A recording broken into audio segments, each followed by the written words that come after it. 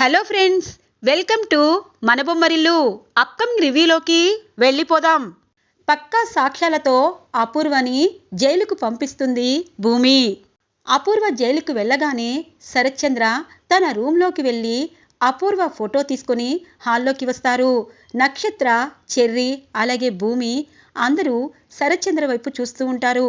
శరత్చంద్ర గోడకి మేకు కొట్టి అపూర్వ ఫోటోని పెట్టి దండ వేస్తూ ఉంటే, డాడీ, అమ్మ బ్రతికే ఉంది అని అంటుంది నక్షత్ర.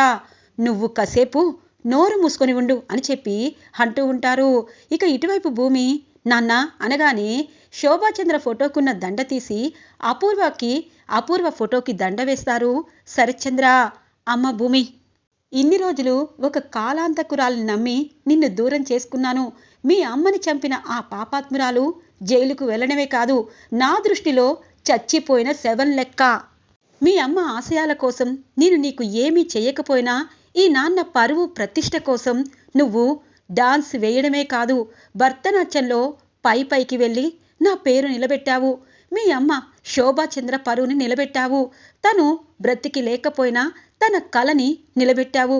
నువ్వు మీ అమ్మ చనిపోయింది అనుకోవటం లేదు, బ్రతికుంది అని చెప్పి తన ఆశయాన్ని నిలబెట్టిన మీ అమ్మ ఎప్పటికే బ్రతికే ఉందని నేను నమ్ముతున్నాను. ఈ చచ్చిన అపూర్వ ఈ రోజుతో నా దృష్టిలో శవం కంటే తక్కువేమీ కాదు అనగానే, డాడీ అని అంటుంది. అమ్మ నక్షత్ర, మీ అమ్మ చేసిన పాపం నీ కళ్ళ ముందే ఉంది కదా. ఈ రోజు నువ్వు ఇక్కడ ఉన్నావు అంటే అదిగో మీ పెద్దమ్మ చనిపోయాక మీ అమ్మ నరరూప రాక్షసిని పెళ్లి చేసుకోవడమే నేను చేసిన తప్పు. మీ అమ్మ నిజంగా రాక్షసి. తన బుద్ధులు నీకు లేకపోవడం నేను చాలా సంతోషపడుతున్నాను.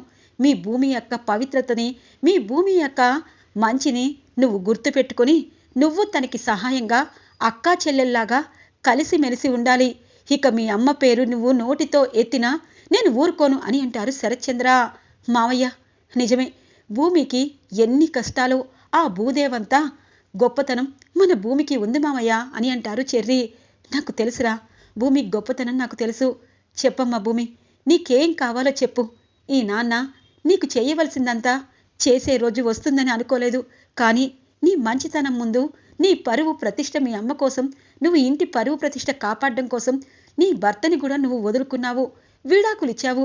అందుకే నువ్వు ఈరోజు ఏం కోరుకున్నా అది నీకు నేను ఇస్తాను అనగానే, నాన్న, మీరు నన్ను నమ్ముతున్నందుకు, అలాగే అమ్మ పరువు ప్రతిష్టలు నిలబెట్టినందుకు, అలాగే అపూర్వ చేసిన పాపం పండి సాక్ష్యాలతో సహా నిరూపించి తన్ని జైలు పాలు చేసినందుకు, నాపై మీరు ప్రేమ పెట్టినందుకు కాదు, గగన్ బావ్ అంటే నా పంచ ప్రాణాలు. బావకు కూడా నేనంటే చాలా ఇష్టం. కానీ బావ నన్ను ఎందుకు దూరం అయ్యాడు అన్నది మీకు చెప్తాను అని చెప్పి అపూర్వ చేసిన పాపం అంటే పూరి పెళ్లిలో తను కావాలనే ఏదో చెప్పినట్టు, అలాగే తన చెల్లి పెళ్లి ఆగినట్టు గగన్ దగ్గర క్రియేట్ చేసిన వీడియో, అలాగే ఒక తండ్రి కూతుర్ని విడదీయకూడదన్న బావ సంకల్పం కోసం నేను విడాకుల కాగితాల మీద సంతకం చేశాను. నాన్న, ఎప్పుడు అపూర్వ చెప్పిందే నమ్మి ఇప్పటిదాకా మన జీవితాలు అచమ్మ గోచరంగా తయారయ్యాయి అనగానే కృష్ణప్రసాద్ వస్తారు. అవును బావగారు, ఎప్పుడు నేను తప్పు చేశానని చెప్పి మీరు అంటూ ఉంటారు.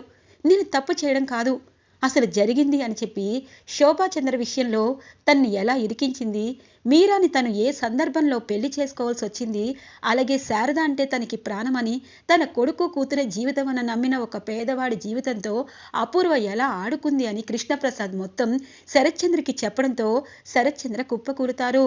నేను చేసిన పాపం చాలా పెద్దదమ్మా. నేను గగన్ని అలాగే శారదని ఇద్దరికి అన్యాయం చేశాను అని చెప్పి అంటారు. బావగారు, మీరు అన్యాయం చేయలేదు, మత్తులో ఉండిపోయారు, మాయ మాటలకి నమ్మేశారు. ఇప్పుడు మీ చెల్లికి నేను అన్యాయం చేయను. మీరా నాకు చాలా చాలా ప్రేమ చూపిస్తుంది. శారద నా మూలాన అన్యాయం అయిపోయింది. కానీ ఇప్పుడు భూమిని మీరు అన్యాయం చేయకూడదు. నా కొడుకు గగన్తో మీరు కలపాలి. అక్కడ గగన్ అలాగే తార పెళ్లి జరిగిపోతుంది. నా కూతురు ఎంతగానో ఇష్టపడినా ధ్రువతో పెళ్లి తనది జరగాలి, గగన్ పెళ్లి ఆగాలి అని అంటారు. తప్పకుండా నా కూతురు జీవితం ఇకపై నేను రాసినట్టు కాదు, తనకు నచ్చినట్టు తన ప్రాణంగా నమ్ముతున్న గగన్తో కావాలి. అలాగే ఇంకొక విషయం చెప్తానన్నా, గగన్ గారిని బావని నేను ఎందుకు ఇంత ప్రేమ చూపిస్తున్నానో తెలుసా? ఆ రోజు గగన్ బావ నన్ను కాపాడకపోతే ఈరోజు భూమి మీ ముందు నిలబడేది కాదు. అలాగే ఇప్పుడు అమ్మ పరువు ప్రతిష్ట, అమ్మ ఆశయం నిలబెట్టేదాన్ని కాదు. ఆ రోజు అమ్మ కడుపుతో ఉన్నప్పుడు ఆ మంటల్లో నుండి నాకు టెడ్డీ బేర్లో బయటికి పడివేస్తే ఆ చిన్నారి బాబు ఎవరో కాదు, గగన్ బావ.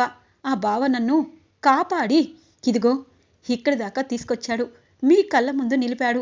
నా ప్రాణాలు కాపాడిన నా గగన్ బావకి నేను జీవితాంతం భార్యగా ఉండాలని కోరుకోవడంలో తప్పుందా నాన్న అని అంటారు. పాపం శరత్ చంద్ర చాలా చాలా బాధపడుతూ ఉంటారు. అంటే ఇంకా ముహూర్తానికి ఎంత టైం కేపి అని అంటారు.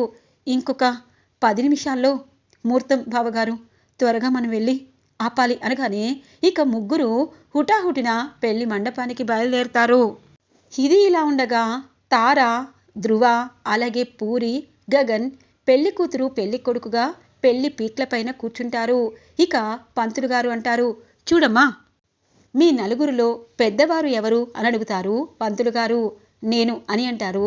ధ్రువ, అయితే మీ ఇద్దరి పెళ్లి తరువాతే మీ చెల్లి పెళ్లి, అలాగే మీ బావగారి పెళ్లి జరగాలి అనగానే, అలా కుదరదు పంతులు గారు, ఫస్ట్ గగన్ గారు నా మెళ్ళలో తాలిబొట్టు కట్టాలి అని అంటుంది తార. చూడమ్మా, ఇక్కడున్న పెద్దవారి పెళ్లి ముందు చేయాలి, తరువాత చిన్నవారి పెళ్లి చేయాలి.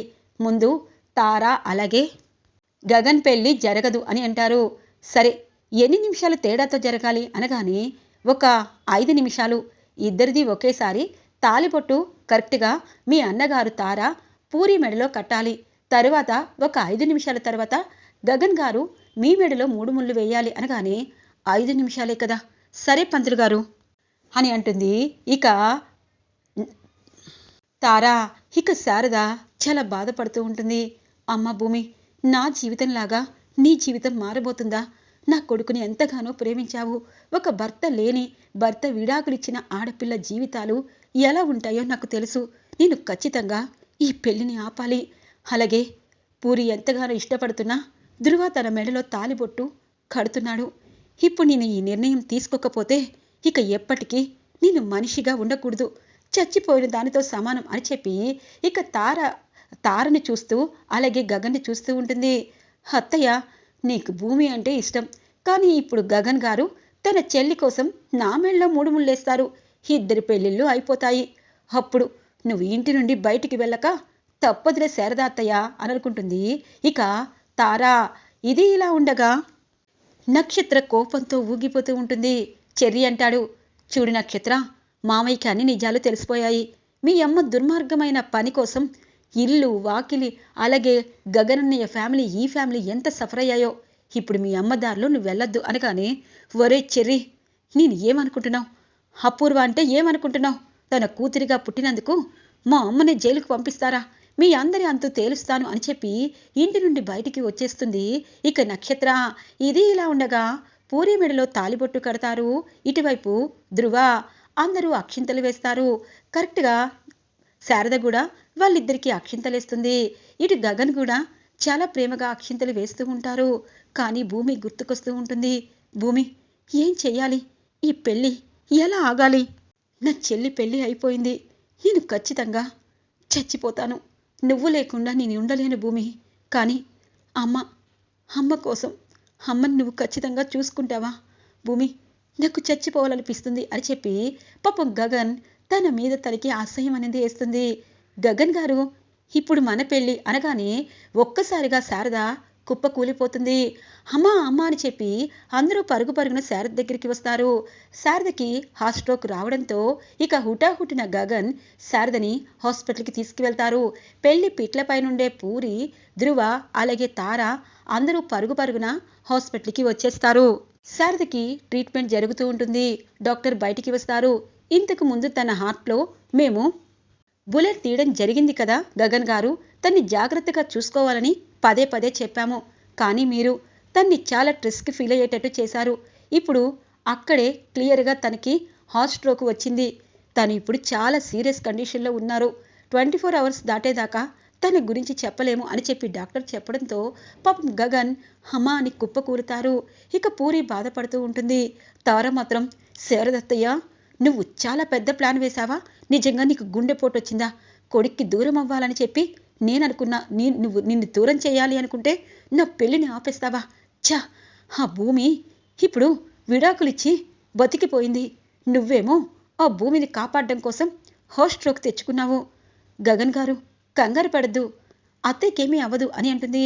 ఇక పూరి ఏడుస్తూ ఉంటే పాపం ధృవ వచ్చి, పూరి ఏడవద్దు, అత్తయ్యకేమీ కాదు అని అంటారు. అన్నయ్య చూసావా పెళ్ళి ఆగిపోయింది అనగానే, అయ్యో తారా ఎందుకమ్మా బాధపడతావు? పాపం అత్తయ్యకి హాస్ట్రోక్ వచ్చింది కదా, అత్తయ్య కోలుకున్నాక ఖచ్చితంగా బావగారు నీకు పెళ్లి చేసుకుంటారు. పూరి మంచినీళ్ళు తాగు అని చెప్పి ఇక తార మాటల్ని పట్టించుకోకుండా పూరి దగ్గర ఉండి పాపం పూరిని ఓదారుస్తూ ఉంటారు ధృవ. గగన్ వాళ్ళిద్దరినీ చూస్తారు. నా చెల్లి పెళ్ళి అయిపోయింది, అమ్మ నా వల్లే భూమి కోసమే ఆలోచించి ఉంటుంది. అమ్మ నీకేమీ కాకూడదు, నీకేమీ కాకూడదు, ఆ దేవుడు ఖచ్చితంగా నిన్ను నా దగ్గరే ఉంచుతాడు. ఎవరికి ఏవీ లేకపోయినా అమ్మ ఉంటే చాలు అనుకుంటాను అని చెప్పి అనుకుంటూ ఉంటారు గగన్. ఇది ఇలా ఉండగా శరత్చంద్ర, భూమి అలాగే కేపీ కళ్యాణ మండపానికి వస్తారు. అక్కడ ఇక పెళ్లి దగ్గర పెళ్లి కొడుకులు ఎవరూ లేకపోయేసరికి ఇక పంతులు గారు కూడా వెళ్ళిపోతారు. ఇక పెళ్లికొచ్చిన జనాలందరూ, అయ్యో ఎంత పని జరిగింది, 2 పెళ్లిళ్ళు ఒక్కసారి అవ్వాలనుకుంటే ఒక్క పెళ్లి మాత్రమే అయ్యింది, రెండో పెళ్లి వచ్చేటప్పటికి పాపం వాళ్ళ అమ్మగారికి హాస్ట్రాక్ వచ్చింది అని చెప్పి చెప్పుకుంటూ ఉంటారు. ఇక కేపీ అడుగుతారు ఏమైంది అనగానే, పెళ్లి కొడుకు అమ్మగారు శారద గారు ఉన్నారు కదా, తనకి హాస్ట్రాక్ వచ్చింది, ఒక పెళ్ళే జరిగింది అని చెప్పి అనడంతో ఇక పాపం భూమి, గగన్ బాబు పెళ్ళి అయిపోయిందేమో, అలాగే శారదత్తకి హాస్ట్రోకా, ఏ హాస్పిటల్ని అడిగి ఇక పరుగున హాస్పిటల్కి చేరుకుంటారు భూమి, గగన్ అలాగే కేపీ. శారదని పాపం కేపీ బాధపడుతూ ఏడుస్తూ ఉంటారు. ఇక గగన్ని చూడగానే భూమి, గగన్ బావా అని అంటుంది. గగన్ భూమిని హాస్పిటల్లో చూడగానే పరుగున భూమిని వచ్చి కౌగిలించుకొని, భూమి అమ్మా అమ్మా అని ఏడుస్తూ ఉంటారు. బావా అత్తయ్యకి ఏమైందని అడుగుతూ ఉంటుంది. వాళ్ళిద్దరూ అలా హక్ చేసుకొని ఒకరికి ఒకరు ఏడుస్తూ బాధపడుతూ శారద కోసం మాట్లాడడం చూసిన శరత్చంద్రకి ఇటువైపు తారకి అలాగే ఉండిపోవాల్సిన అవసరం ఏర్పడుతుంది. ఇక తార గగన్ గారు అనగానే పట్టించుకోడు. ఇక భూమి, అమ్మకేమీ కాదు కదా, అమ్మ మామూలుగానే ఉంటుంది కదా అని చెప్పి ఇక భూమిని పట్టుకుని ఏడుస్తూ ఉంటారు. కరెక్ట్గా అప్పుడే శరత్చంద్ర వచ్చి ఇక గగన్ భుజంపై చెయ్యి వేస్తారు. గగన్ అల్లుడు, శారదకేమీ కాదు, తను చాలా మంచిది, దేవత. ఈరోజు మనందరం ఇలా ఉన్నాము అంటే అలాంటి దేవతల కారణం వల్లే. మీ అమ్మ శారదకి, నా చెల్లికి ఏమీ కాదు అనగానే పాపం గగన్ శరత్చంద్ర మాటలకి అలాగే ఉండిపోతారు. బావా, నాన్నకి మన గురించి తెలిసిపోయింది, ఆ అపూర్వ జైలుకి వెళ్ళింది, అత్తయ్యకేమీ కాదు, డాక్టర్ని నిన్ను అడుగుతాను, మీరు కూల్గా ఉండండి అని చెప్పి గగన్ని ఓదారుస్తూ ఉంటుంది. కేపీ పాపం బాధపడుతూ ఉంటారు. మావయ్య నువ్వు బాధపడద్దు, అత్తయ్యకేమీ కాదు అని చెప్పి పాపం కేపీని కూడా ఓదారుస్తూ ఉంటుంది. ఇక ధృవ తారాతో అంటారు, చూడమ్మా ఇప్పుడు వాళ్ళు చాలా పెద్ద ప్రాబ్లంలో ఉన్నారు, ఇప్పుడు నువ్వు కర్కశంగా మాట్లాడితే ఖచ్చితంగా బావగారు భూమి వైపు వెళ్తారు. ఇప్పుడు వాళ్ళ అమ్మ తన ప్రాణం, అలాంటి ప్రాణంగా ఉన్న అమ్మకి ఏదైనా జరిగితే ఏ కొడుకైనా అలాగే ఉంటారు. మనకి అమ్మా నాన్న లేరు కాబట్టి మనకి తెలీదు, నువ్వు ఒక అరగంట సేపు కామ్గా ఉండు అని అంటూ ఉంటారు ధృవ. ఇక భూమి పూరి దగ్గరికి వస్తుంది. పూరి మెడలో తాలిబొట్టు చూస్తుంది. వాళ్ళిద్దరిని చూసి, అంటే పూరికి ధృవకి పెళ్లి జరిగిపోయిందా, పోనీలే అంటే తనకి అని చెప్పి ఇక తన మెడలో కూడా తాలిబొట్టు ఉందేమో అని చూస్తుంది. ఇక తన పెళ్లి అవ్వకపోవడంతో ఆ దేవుడు ఖచ్చితంగా ఏదో ఒక రూపంలో పెళ్లిని తప్పిస్తారు అని చెప్పి అనుకుంటూ ఉండగానే డాక్టర్ భూమిని తన క్యాబిన్లోకి రమ్మంటారు. ఇక భూమి క్యాబిన్లోకి వెళ్తుంది. నమస్కారం డాక్టర్, మా అత్తయ్య గారికి ఎలా ఉన్నారు అనగానే, చూడమ్మా భూమి, ఇంతకుముందు ఈ హాస్పిటల్లో మీ అత్తయ్య జాయిన్ అయ్యారు, అప్పుడు మీ ప్రాబ్లమ్స్ అన్నీ నాకు తెలుసు. ఇప్పుడు ఫోన్ చేసి నాకు, మీకు గగన్కి పెళ్ళి అయిపోయింది, ఇప్పుడు వేరే వాళ్ళ వల్ల ఇలా జరుగుతుంది, నా కొడుకు నా కోడలు కలిసి ఉండాలి అంటే నేను ఇలా చేస్తాను, హార్ట్ అటాక్ డ్రామా ఆడతానని చెప్పి తను నన్ను ఒప్పించింది. ఒక జంటని కలపడం కోసం డాక్టర్లు ఏదైనా చేస్తారని చెప్పి నేను హామీ ఇచ్చాను. మీ అత్తయ్యకి హార్ట్ స్ట్రోక్ ఏమీ రాలేదు, చాలా ప్రశాంతంగా ఉంది. 24 అవర్స్ ఖచ్చితంగా తన్ని అబ్జర్వేషన్లో ఉంచాలనుకున్నాను. అలాగే చెప్పాను బయట వాళ్ళందరికీ. ఇప్పుడు మీ బావ గగన్ పెళ్ళి ఆగిపోయింది, మీ అత్తయ్యని మీరు చూడొచ్చని చెప్తాను. మీ అత్తయ్యకి వెళ్ళి మీరు మీ ముఖం చూపించండి అని అంటుంది ఇక డాక్టర్. ఇక భూమి ఆనందానికి అవధులు లేకుండా ఉంటాయి. ఐసీయూలో ఉన్న శారద దగ్గరికి వస్తుంది. అత్తయ్య అని అంటుంది. భూమి, పెళ్ళి ఆగిపోయింది కదమ్మా అని అంటుంది. అత్తయ్య, నా కోసం మీరు ఏదైనా చేస్తారా అని అంటుంది. నా ప్రాణమైనా ఇస్తాను. ఎందుకంటే నీలాంటి కోడలు ఎవరు వదులుకుంటారు?